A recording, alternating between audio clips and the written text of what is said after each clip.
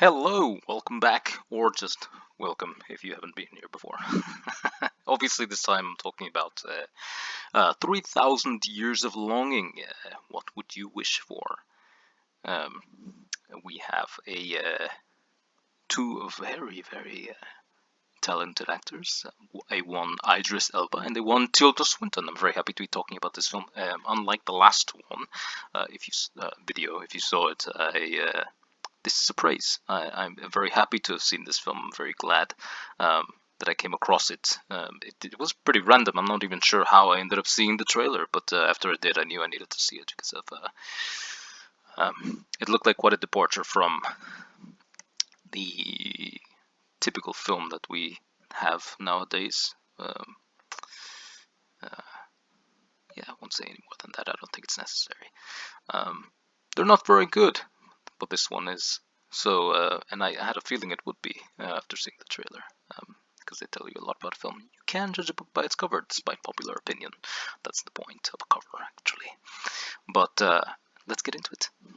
So we begin with a narration, and it's very difficult, I think at least, to begin a story with narration. Although it works really well in this film, because you can lose an audience very quickly to boredom. But it moves along at a very steady pace, which I noticed pretty rapidly, and they do that intentionally because all we need to get the story going is to find out who this person is.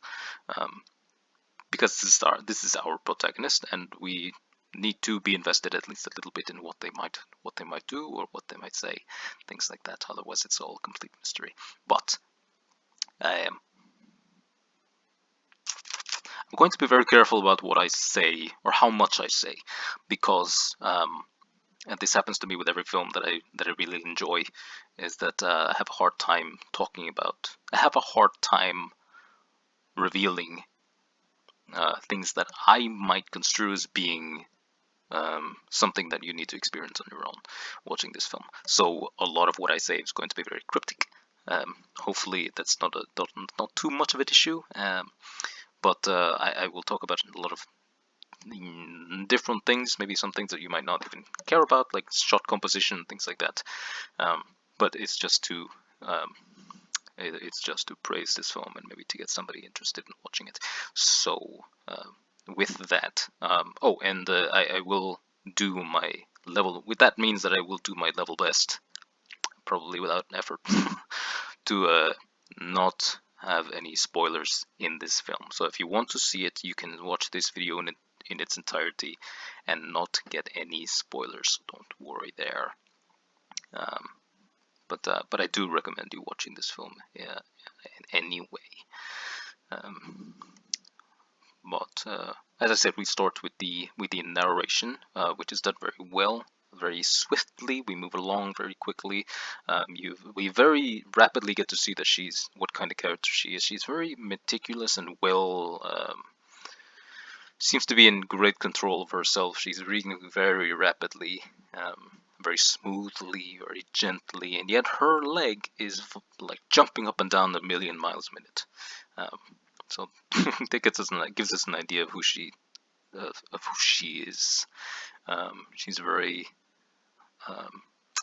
isolating person or isolatory person. Um, she doesn't have a lot of people around her. I believe these are the closest people she has to friends. I believe this gentleman here is a longtime friend. They have a little bit of banter later, but some of the other individuals here, I believe she's meeting for the first time. She doesn't have a lot of acquaintances, and if she does, not many of them. She's not very many of them. She's very close to. But like I said, this introduction is mainly just to build the character quickly, so that we can get into the inciting incident and the conflict and all that stuff. But here it's a very here in particular it's very interesting because she and this man here have a little bit of banter back and forth while they're discussing something pretty uh, pivotal to the story. So we get a dual layer of character building there. Um, this is a blatant use of imagery, but I have it here and I'm showing it just to illustrate that the use of imagery and metaphor in the film is incredibly important, and 99% of the time subtle, extremely subtle. That allows the film to be watched 3, 4, 5 different times and give you something new out of it. And I really love it when films are able to do something like that. But this woman here, Tilda Swinton, I mentioned in the last video that sometimes the actor or actress's name is just so embedded in my head that they are the name that I remember. So I'm going to be referring to Tilda Swinton. So when I say Tilda Swinton or Idris Elba, assume I am discussing their character. So Tilda Swinton is a literary scholar of sorts, and the reason the imagery in this particular shot is so blatant is because it's well, it makes sense, I would say. It's something of a lecture. But that leads us then to the inciting incident, to this shot, or this scene, sorry. But the reason that I really wanted to talk about this particular scene is not just because it is obviously the inciting incident. This was it is very important to the film, but because of how we are introduced to this scene. At this point, Tilda Swinton is still narrating the story that we are watching, and the way that the literary way in which she narrates us into this scene is was so beautiful to me that I think anyone who loves to read or writes would will be immensely will immensely enjoy how this scene was introduced and how it plays out. Um, I don't want to say more because I want you to just experience it for yourself.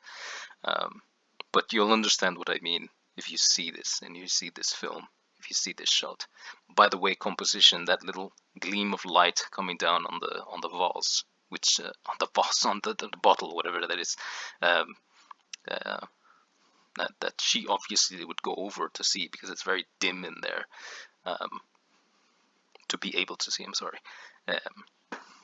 It's just so good. It's so beautiful. She almost blends into the the environment around, and that bottle is just the most iconic thing in the shot.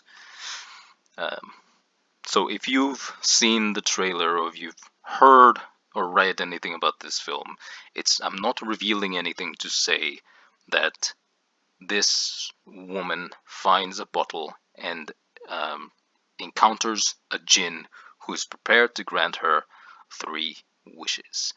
Now, let me go on here. The character that we have been introduced to, the swift introduction to this character, leads us here, which explains a conflict that emerges. And again, I'm not going to go into detail about what this conflict is because I feel like it's just you'll get so much more if you just watch the film. Maybe it's in the trailer. I forgot. But maybe after starting to watch this film, I just forgot everything and I just enjoyed the film itself. And a lot of it was just new information for me, which is great. But that's what I want. I don't want to ruin that in case I reveal something. Um, again, no spoilers. Like I said, um, there are a few things that took me out of the film, and that's um, some of them are not knocks in the film. I will mention a few, but it's not that important. One, for example, is the CGI. Um, in this shot in particular, or this scene in particular, is where I noticed some strangeness.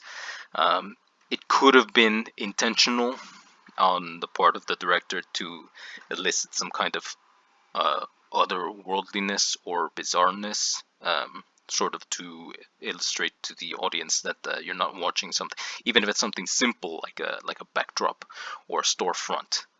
It looks different. It looks strange. If there's any CGI, it looks very foreign. So if it could have been, I could just be excusing the film. Who knows? But I liked it. But on the surface level, the CG is not very not very great, but it's not super distracting. I don't think a lot of people would notice. Here, for example, you can tell she's on that green screen, or at least he's being imposed into the shot. But the lighting, I noticed, doesn't seem to match in some areas. Here, for example, she seems to be front lit, but there's nothing occluding that light, even though a giant Idris Elba is I was going to say standing there, but it's there. But let's continue talking about the movie, because I really liked it. But the Jinn begins to explore the world around him, because he's been trapped in a bottle. And as their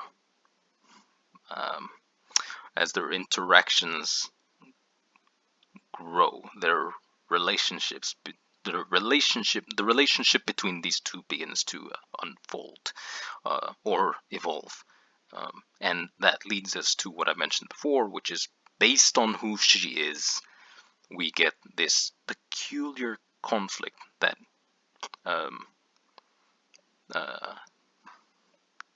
that explains why this story is such a small, contained story, despite what the first image I had so much going on. Despite that, and despite the image that you're seeing here, this is a very small, contained story, but it lends itself to the relationship between these two, that the relationship we are introduced to with these two facilitates the extrapolation of the big story that we see, and that kicks off the rest of the film, that conflict that I'm talking about. So, and don't worry, I won't reveal much. I'll try to be as quick as possible. This won't be as long as the other videos, because really this is just a praise and I don't want to ruin anything. But then we move on to the history of the Jinn, and just this shot is just golden. It's beautiful. But this is all in an effort to, again, more narration, which can be difficult to accomplish in a film, because it's very image dependent, as opposed to oratory.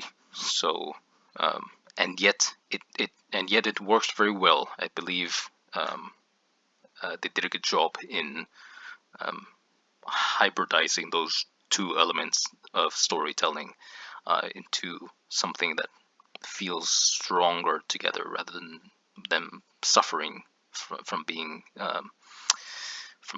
those two elements being partners in a single medium like this. So as soon as this story starts, this is when we start to realize that the reality that comforts us is not going to be of any comfort. This shot, for example, is of a I don't know what the instrument is, but it's something of a guitar. This is the guitar head, pun intended, I suppose. But it is, I don't know if it's alive, but it's moving at least. The cheeks inflate and deflate as it's blowing into this whistle or mouthpiece there. So it's beautiful music that's being played, and yet it's almost disturbing. This film is very whimsical and fairy tale like. If you've seen Pan's Labyrinth, you might have a sense of what I might be talking about. I really like this shot, because this is obviously not a typical individual. This is the Jinn. I'm not revealing anything by saying that, but to have this djinn dressed in a vivid red cloak in a dimly lit moss or seafoam green, whatever, and like almost, it looks like gold but almost bronze. It's so faded. Colors in this like long hallways. It's a it's beautiful. It's a beautiful shot, despite how dim and desaturated it is, and just its action is just beautiful. This shot is also very beautiful. Uh, this this shot is very important. I'm not going to mention why. That's for you to discover. But just the use of detail as to how this scene is done, and I'm noticing now that the use of focus is very it's very prevalent in the film, or the use of focus to establish what the audience should be focused on, if that gives you any clue, is very prevalent throughout the film.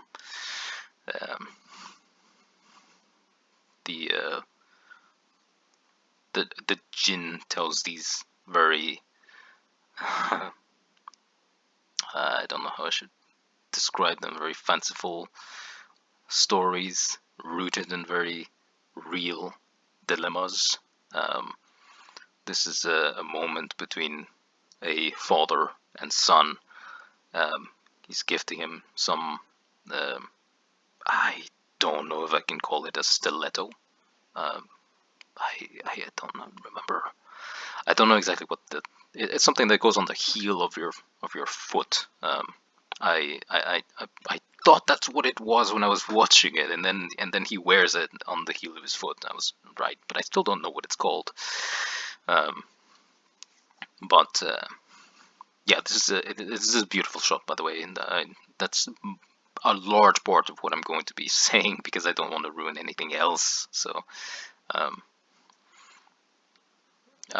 the storytelling is just fantastic. The narration is going while this image is happening, and you can tell every single woman is what every single woman is interested in or paying attention to, and it's incredibly relevant as the story goes on. Well, this particular story that the djinn is telling as it goes on, but that's a big reason why I love this film. Every single element of it, from the characters to the composition of the shot to the literary devices and the narration, for example, is used to full effect, at least to the best effect that they can muster, and it serves it very well. For example, here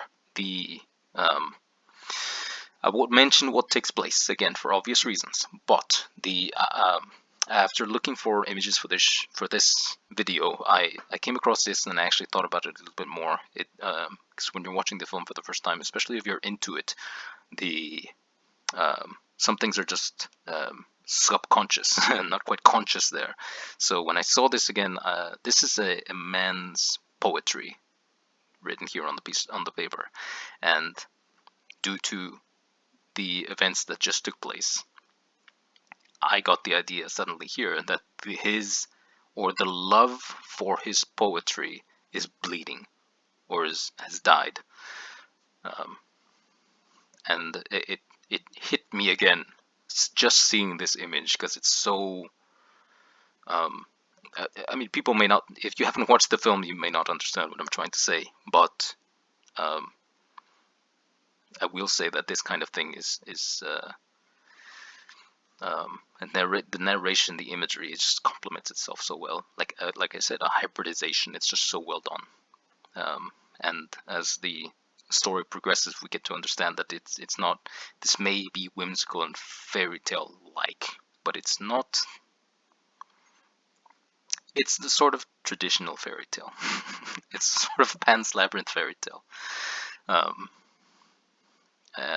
and yet immensely beautiful. This shot I did think about quite a bit when I saw the film, although I did not notice that little spider hiding behind the sword, which is actually very relevant to the story.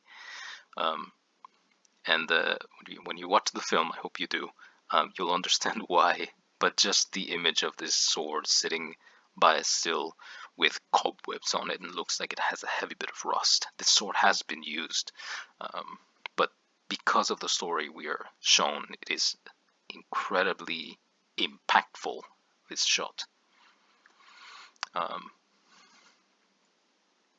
A bit jarring for me suddenly, then we get Tilda Swinton's past. We get a little bit of Tilda Swinton's past. I'm not sure what led her to discuss it. I could have missed something. I don't believe I did, but it took me out of the film a little bit. And what I mean by took me out of the film is, I mean, when I like a film, when I think a film is great, or at least that's my mark for a great film. This is my mark for a great film, is I get so invested in the story being told that I forget my own story, if that makes any sense. I become an audience of the world that I'm seeing, and I forget my own completely. Every once in a while, it may not even be the story's fault, but every once in a while I'm taken out of the film, and I remember myself, and I remember my own life. But the richer a story is, the more you can forget. The stronger an actor is, the more you can forget. The more interesting a story is, the more you can forget. That's what I mean when I say I was taken out of it. That decision for her to start to reveal her own history was a bit jarring. It's not enough for me to say it's a knock against the film, but it was just a bit odd. I would have liked a little bit more explanation as to why, or clues as to why she might have done that. But this might be a good time to mention that Tilda Swinton herself does a very beautiful job in this film. I'm not surprised. She's a very, very talented actress, and I was very happy to see her name on this roster, and she does a really phenomenal job as the lead. I was really happy with what I experienced with her acting. She did an interview, a very quick interview.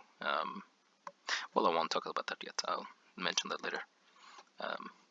This shot, for example, is another really interesting shot.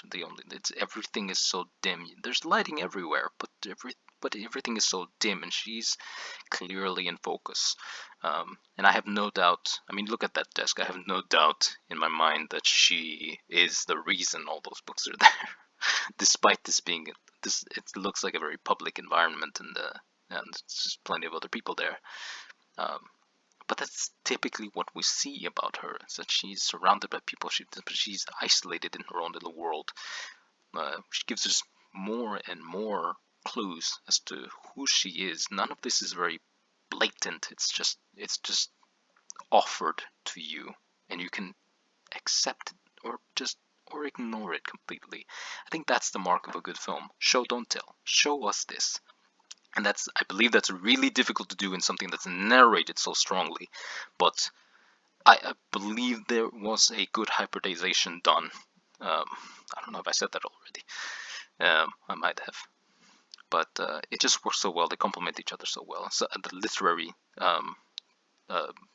literary tactic in an image dependent medium like cinema just meshed together so well.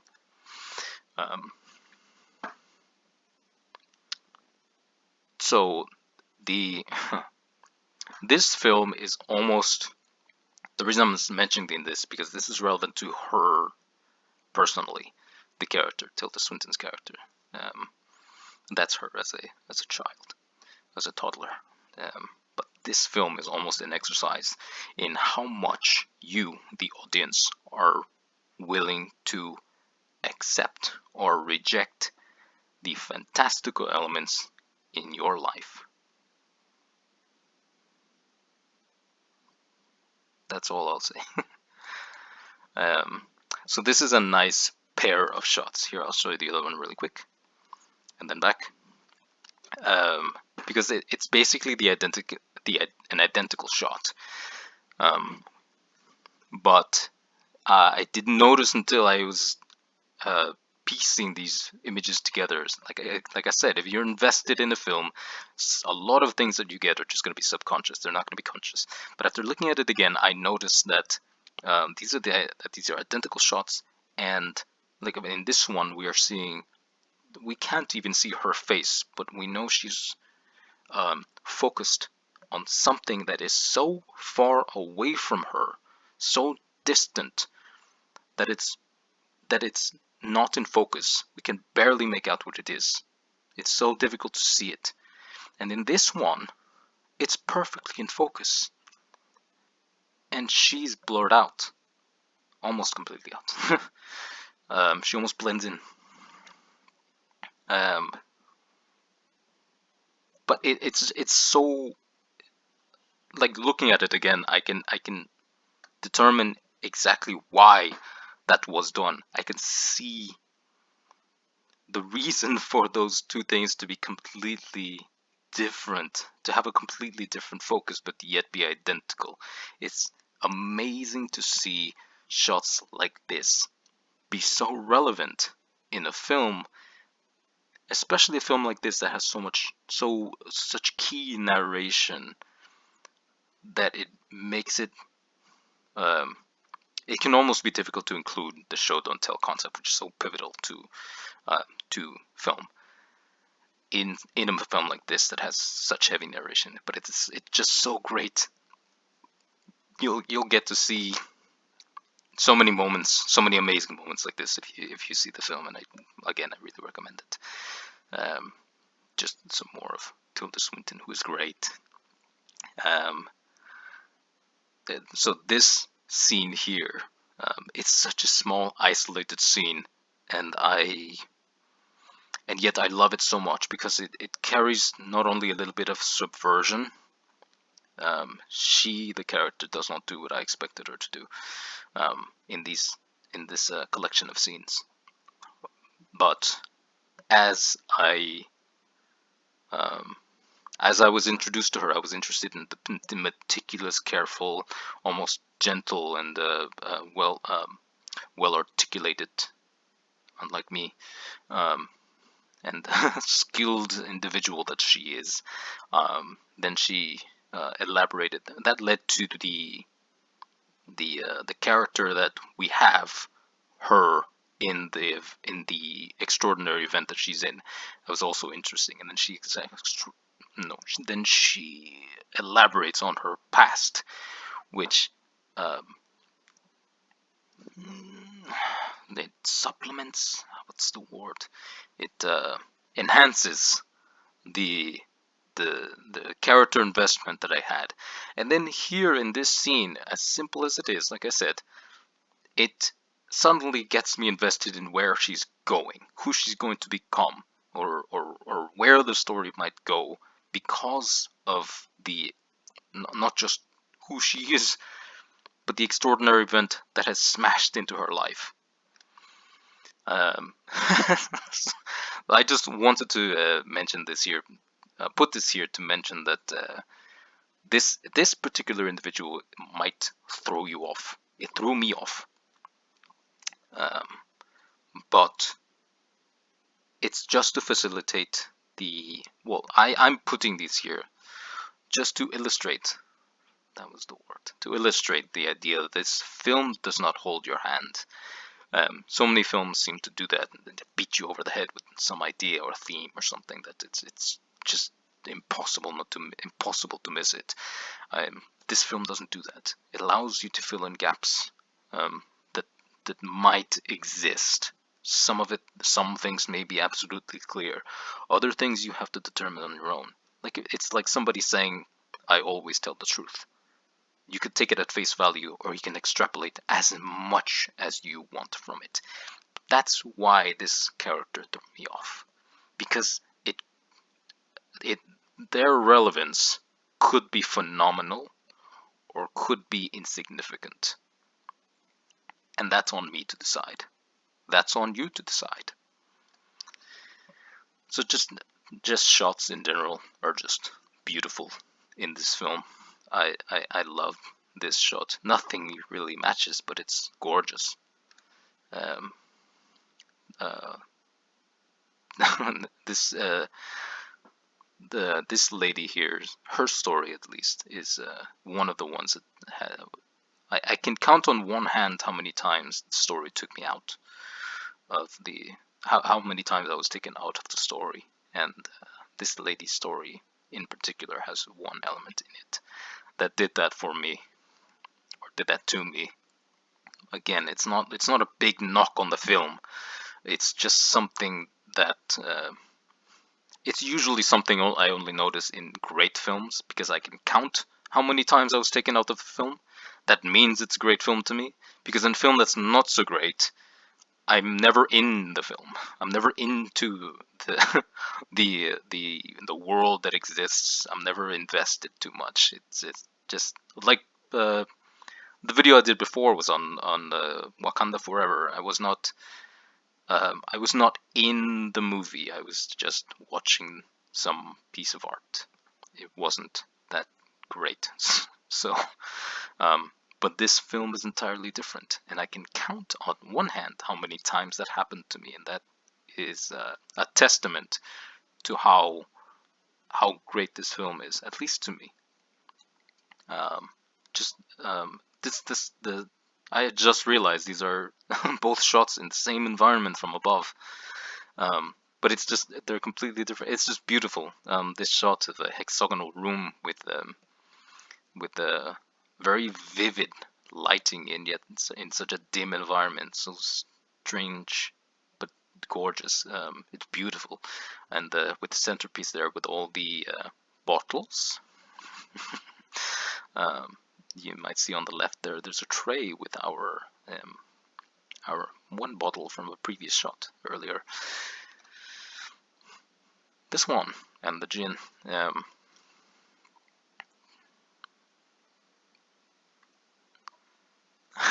So I just put this here to re-illustrate how I don't wish to discuss too much of the film, because I really would rather people just experience this for themselves. Again, this film and Tilda Swinton's character is are um, thrust into the idea of the willingness one has to accept fantastical reality. There's a sentence I never thought I'd say. Willingness to accept fantastical reality. It's a beautiful film. I didn't know what was going to happen in the film, but that's another part of what I love about film. I know some people get bothered by that idea that some people want a story to tell them, to lead them through a story from 1 to 10 or from A to Z, whatever. I'm going every step of the way. I don't mind when a film is cryptic. When a film lets me extrapolate many things from it while still telling a very concrete and a grounded story, despite how fantastical it is. If you are a fan of something like Pan's Labyrinth, or if you like departure films from the mainstream kind of content that we are accustomed to at this point, then I would really recommend this one. Or if you love literature, I believe you're going to really enjoy this film. I would say it's like an 8 out of 10. I'm pretty comfortable saying it's an 8 out of 10. It's a very lovely film. I'm glad I watched it. It's probably one of the best films I've seen in over a year, I'd have to say, probably. It's a very good film. Very lovely, very well done by Idris Elba and Tilda Swinton. Tilda Swinton's, in particular, she does a very phenomenal job as the lead. Idris Elba does. I mentioned in an interview Idris Elba did with Tilda Swinton. In that very same interview, Idris Elba said that he did not look into any details of the